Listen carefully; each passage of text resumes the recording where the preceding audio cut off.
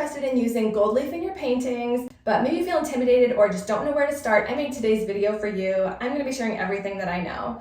Before I jumped all in on my painting career, I was actually selling jewelry full-time on Etsy using, as you may have guessed it, gold. At this point, it's become a pretty integral part of my brand, and it's just something that I love. I think that the look of genuine gold is just unmatched. That's what we're going to be working with today.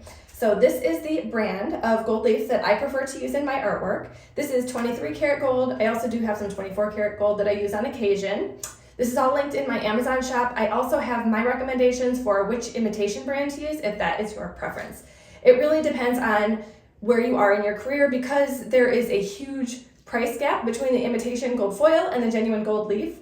If you're just getting started, you definitely want to get some practice in with the gold foil first. If you are creating work that you're going to be selling or intend to keep for a long time, you're definitely going to want to choose the genuine gold leaf. So there's a few reasons for this, in my opinion. The first is the same reason that I made the switch in my jewelry. Genuine gold does not tarnish. If you look at paintings that were created in the Renaissance, they look just as beautiful today as they did hundreds of years ago when they were originally painted. The second reason is because you can paint over it. And with my process, I do a lot of this little detail work. So I paint the gold on first and paint the acrylic over it, and that is perfectly fine. With the imitation gold foil, for whatever reason, it will eventually start to show through. The other thing you have to keep in mind with the imitation is that you can't touch it, get any humidity or moisture on it, or it will turn brown. On the other hand, something to consider if you're interested in working with silver, you may want to possibly consider imitation silver, which is made out of aluminum and therefore does not tarnish or need to be sealed. And the genuine silver does tarnish and needs to be protected. I hope that that information is all helpful for you. Now I'm going to jump in and get started with my process step by step, show you how I use this material. Before you get started, I highly recommend painting on your canvas exactly where you want your gold leaf to go. I use the color Naples Yellow hue because it closely matches the value of gold and gives me a good idea of what the finished product is going to look like. You're also going to need a gilding adhesive, which we will apply directly to the painting. This is what your gold leaf is going to stick to, and there's a lot of different brands that you can pick from. Again, this is just what I use.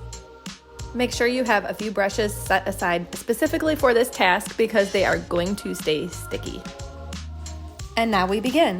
The first step is to cover the entire area that's been painted yellow with your adhesive, being very careful not to get it outside of the yellow lines because anywhere that you get the glue on the canvas, the gold leaf will stick there as well.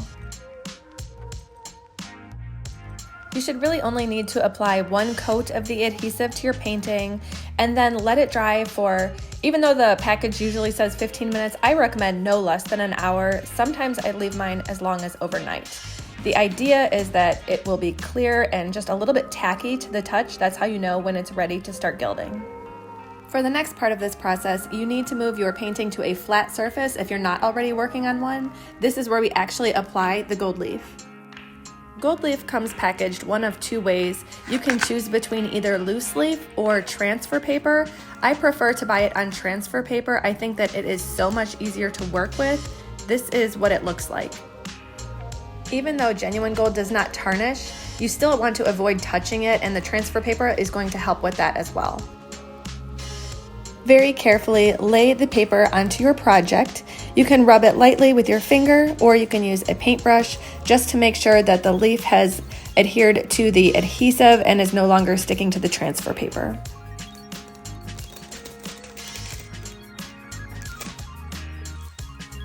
Now I'm going to check and make sure that I got good adhesion, and it looks like this one came out perfectly. So at this point I can go ahead and cover the rest of my project with more gold leaf.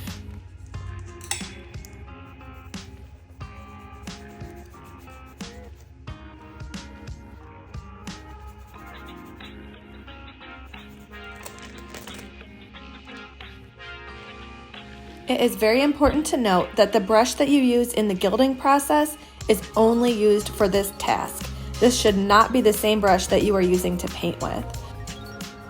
Of course, there are brushes that are sold specifically for this process, but any brush that is soft yet firm, and most importantly, clean, will do a fine job. When you've finished, you may notice some little areas that you missed. It's perfectly fine to go right back in there with some more adhesive and make any necessary touch-ups. So my painting is now just about finished, and I'm so happy with the way that it turned out. If you've made it this far, I do have one last tip and trick for you. If you'd like to achieve the look of gold leaf without all of the expense and cleanup and everything else, something that you may be interested in trying is using a paint marker. So I've tried a lot of different kinds to see which one has the best, most gold look. This is the one that I found that I love. I use it to sign all of my art, but you can use it in your artwork however that you like. So I do have this listed also in my Amazon affiliate shop. If you are interested, that is one way to support this channel with no additional cost to you. Another way you can support is by liking and subscribing. I'm still brand new here, and I really appreciate you helping me to grow and reach lots of other artists and creative people out there. So thank you for being here, and I hope to see you again.